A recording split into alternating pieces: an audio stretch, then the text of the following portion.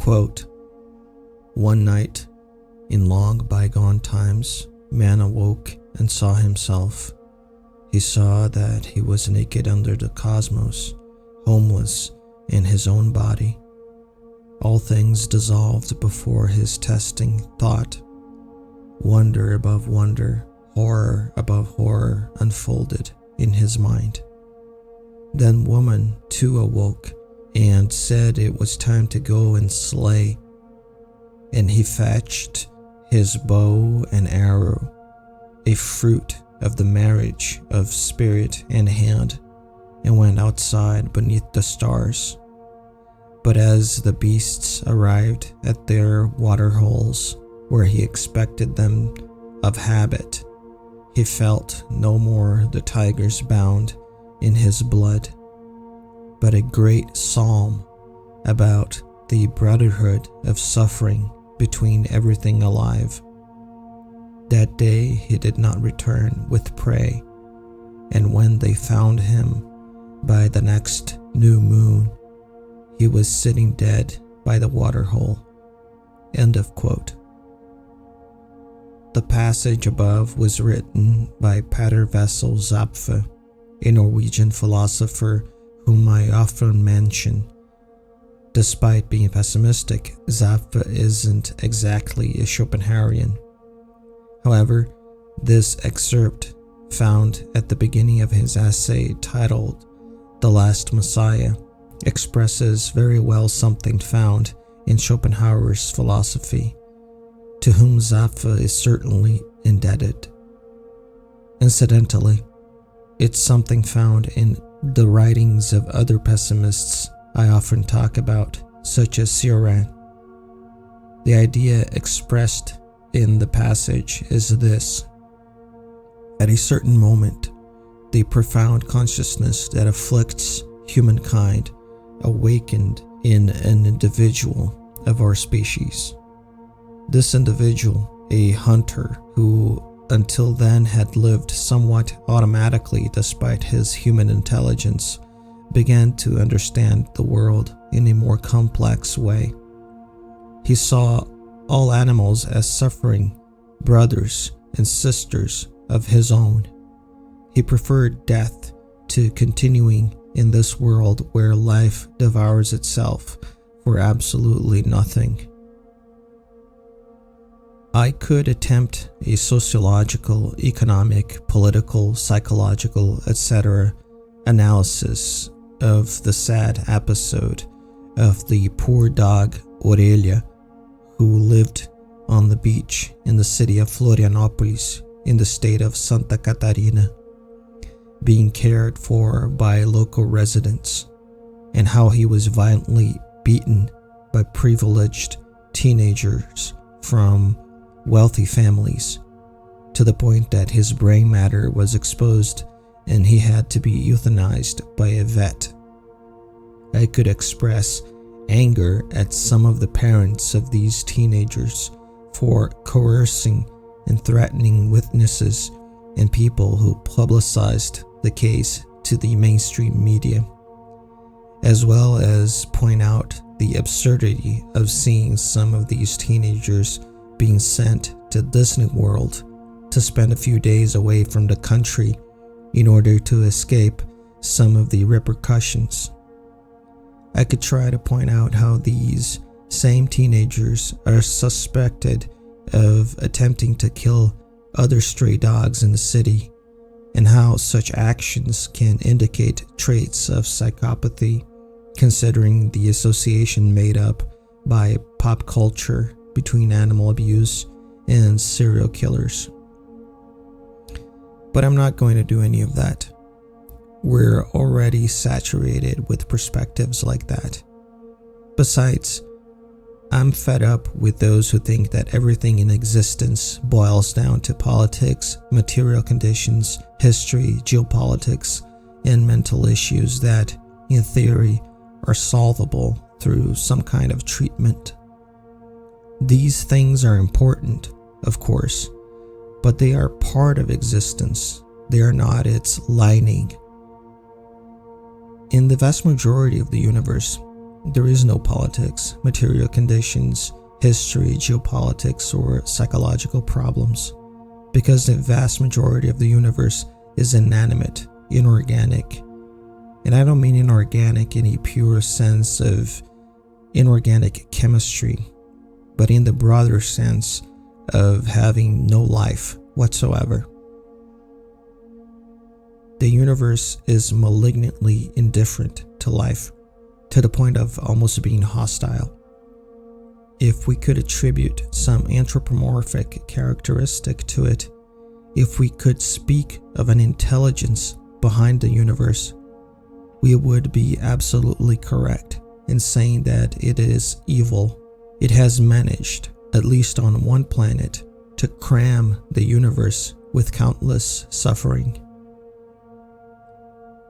Since I don't justify existence, but condemn it, I don't think this state of affairs is good, right, necessary, or anything else. I don't accept that it must be this way. If I did accept it, I would say that might makes right, and whoever manages to violently force their will upon others has the right to impose their desires upon others.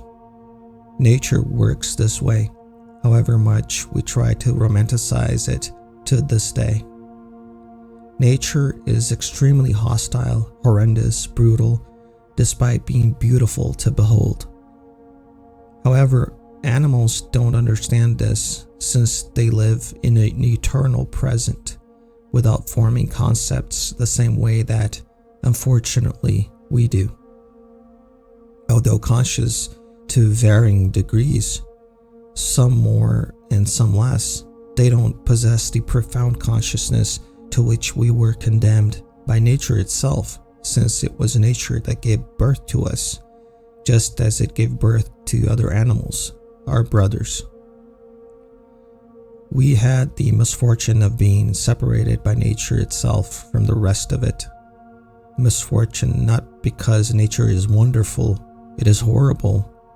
The misfortune is that we ate from the tree of knowledge of good and evil, to use mythological parlance. In a lengthy passage from The Fall of Time, Cioran writes the following about man and his separation from the rest of nature. Quote, "Once he had shattered the unity of paradise, he decided himself to shattering that of earth by introducing a principle of partition which would destroy its order and its anonymity. Hitherto, man had died, of course, but death, a fulfillment in the primordial indistinction, did not have the meaning it subsequently acquired, nor was it burdened with the attributes of the irreparable. Once man, separated from creator and creation alike, became individual, in other words, fracture and fissure in being, and once he learned, assuming his name to the point of provocation, that he was mortal, his pride was thereby magnified no less than his confusion. At last he was dying in his own way. He was proud of that, but he was dying altogether, and that was humiliating. No longer reconciled to a denouement once fiercely desired, he turned at last and longingly to the animals, his former companions. All, vile and noble alike, accept their fate, enjoy it, or resign themselves to it. None has followed his example or imitated his rebellion. The plants, more than the beasts, rejoice to have been created. The very nettle still flourishes within God. Only man suffocates there. And is it not this choking sensation which led him to stand apart from the rest of creation, a consenting outcast, a voluntary reject? All other living beings, by the very fact that they are identical to their condition, have a certain superiority to him. and it is when he envies them, when he longs for their impersonal glory, that man understands the gravity of his case." End of quote. Dogs, despite being the product of artificial selection practiced by humans for millennia, are much closer to the innocence of the natural state.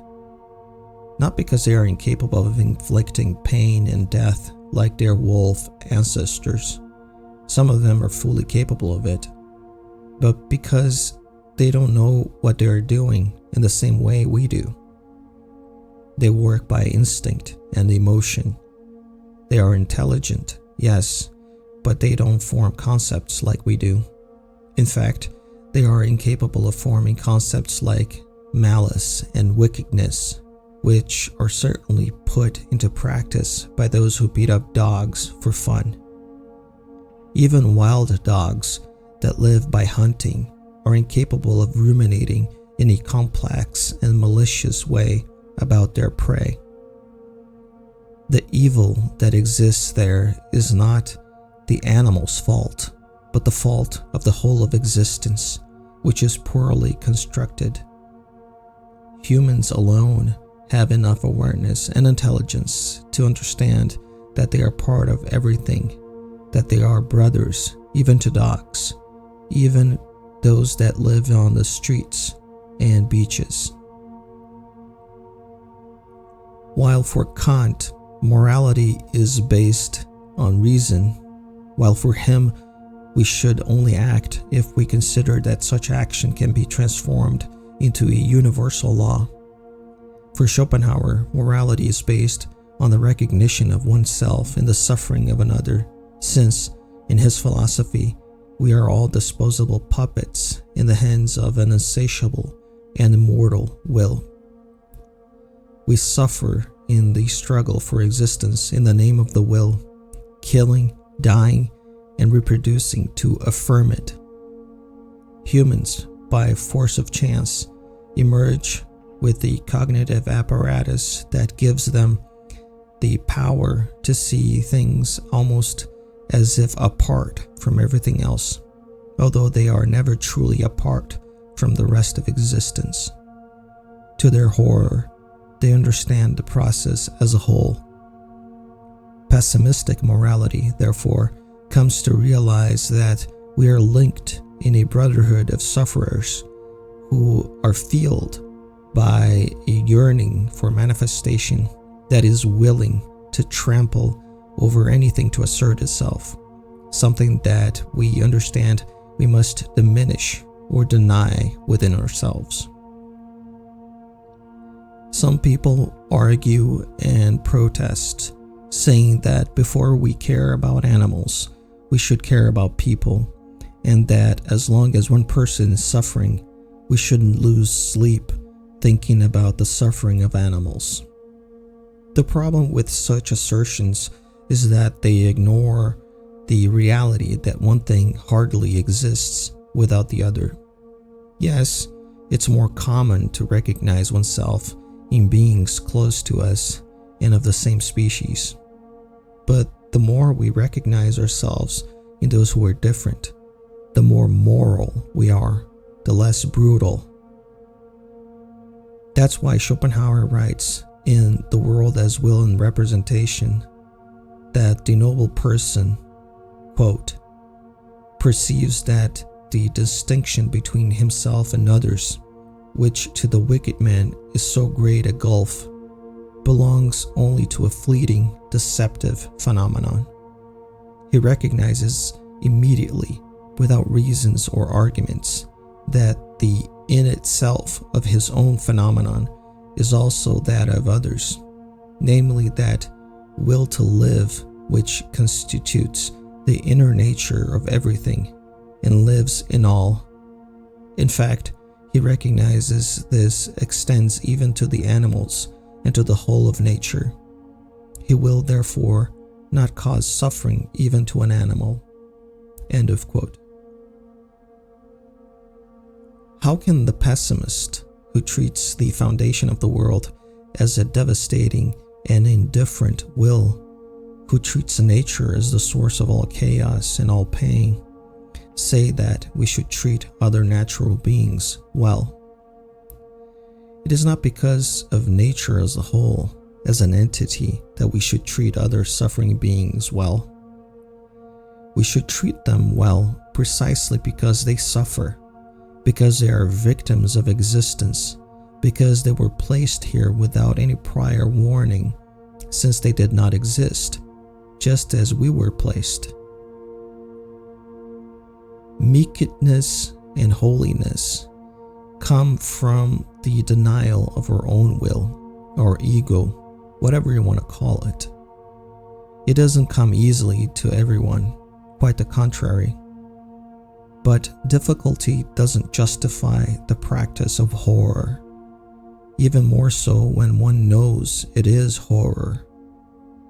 I don't think the teenagers who committed that terrible evil against the dog Aurelia should be tortured and killed. Although there's no lack of desire to curse them, it's not what the intellect knows to be right. I hope they understand the evil they did and are capable of profound change. I think it's difficult, precisely because of secondary issues, such as their upbringing, social position, and other characteristics. Although not fundamental, these things are very important indeed. The history of pessimistic religions, those for which the holiest ones are those who deny their own will, is full of examples of saints who had horrible lives and, at a certain point, repented, including murderers. They repented to the point of denying their own will and becoming ascetics. However, once again, I highly doubt that this kind of thing will happen with these youngsters, especially since the type of religion currently in vogue in this country is completely opposed to any idea of asceticism. On the contrary, it preaches that the correct thing to do is to assert one's will more and more. What a shame.